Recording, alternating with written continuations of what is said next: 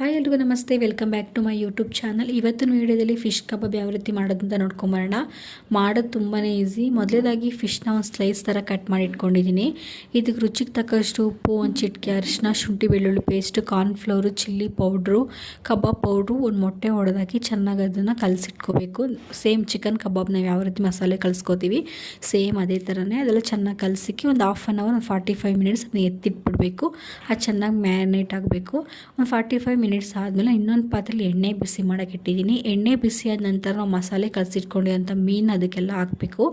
ಅದಕ್ಕೆ ಹಾಕಿ ಒಂದು 10 ನಿಮಿಷ ಮೀಡಿಯಮ್ ಉರಿಲಿ ಇಟ್ಕೊಂಡು ಚೆನ್ನಾಗಿ ಬೇಯಿಸ್ಕೋಬೇಕಾಗುತ್ತೆ. ಚಿಕನ್ ಕಬಾಬ್ ಅಂದರೆ ಸ್ವಲ್ಪ ಜಾಸ್ತಿನೇ ಬೇಯಿಸಬೇಕು. ಮೀನಾಗಿರೋದ್ರಿಂದ ಬೇಗ ಬೆಂದ್ಬಿಡುತ್ತೆ.